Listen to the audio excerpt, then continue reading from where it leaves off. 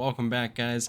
We're going to start off a deck tech series with Inquisitor Eisenhorn, and this was recommended by Logak Kanat, so thanks for the recommendation. And Inquisitor Eisenhorn has a lot of really cool text on him, and to me it seems like there's three ideas or themes that you can build around. And since we're starting off with our Skirmish power level or our lower tier, I'm going to take all three ideas and kind of mix and match them together, glue them together with a little bit of synergy. So our first idea is going to be instants and sorceries. So whenever you draw your first card each turn, you're going to reveal it. If it's an instant or sorcery, you get to create a 4/4 black demon. So you want to make sure that we have enough instant and sorceries so we can trigger that and create our demon. And in addition, we also have a good bit of instants and sorceries that sacrifice creatures as an additional cost, since we'll be able to create that 4/4 demon for free. Cards like Anchor to Reality, Bone Splinters, Annihilation Glare. And then we've also got these really cool casualty cards that can copy the spell if we sacrifice something. In our instance, we have a few more ways to sacrifice, but we don't want to be so parasitic on this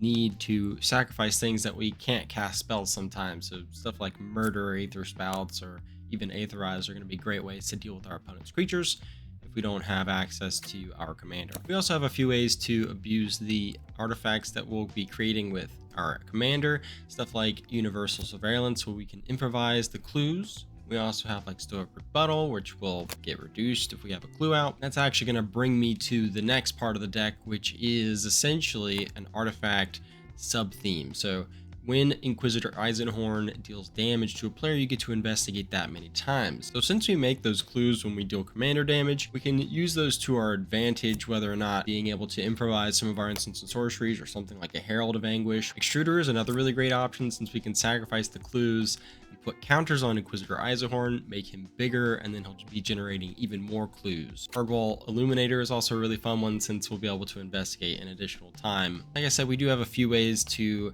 utilize the artifacts within our instants and sorceries, and then in our artifacts we have cards like Cranial Plating and Nettlecyst, which will give our commander +X/+X, where X is the number of artifacts we control. So between powering him up with one of these two or the Rune Chanter's Pike, could potentially be doing a lot of damage, making a ton of clues. Then we've got the Tamio's Journal to do a little bit of extra tutoring, and the Vat of Rebirth seems like a really great option, since we're going to be making those clues and sacrificing them, and being able to pay 3 mana to reanimate a creature from your graveyard seems really great. In the enchantments, we do have a few ways to make Eisenhorn unblockable or a little bit more evasive, with stuff like Arcane Flight, Launch, Sword Coast Sailor. But the next big theme that I wanted to kind of bring together with all of this was a token theme. So we've got cards like Nadir's Nightblade, which will drain our opponents whenever a token goes away, or a Marionette Master.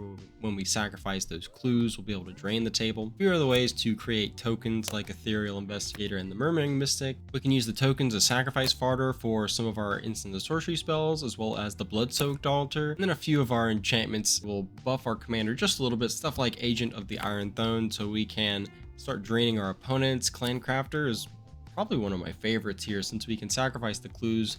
We'll draw a card, but we're also going to make Inquisitor Eisenhorn much bigger. And of course, the Vampiric Rites. And since that 4/4 demon we make with Inquisitor Eisenhorn is legendary, we do want to get rid of it so we can create another one with his ability.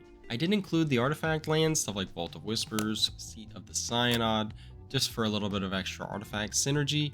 Filled it out with some of the other cheaper duels. It's a 2-color deck, so we don't have to worry too much about our mana base. Still a good idea to add some color fixing in there. Thanks for watching, guys. I'm Jacob with Opal Wave MTG. If you want to check out Nalmath Locus of All deck tech featuring as many ultimatums as you can fit, then check out this deck tech here.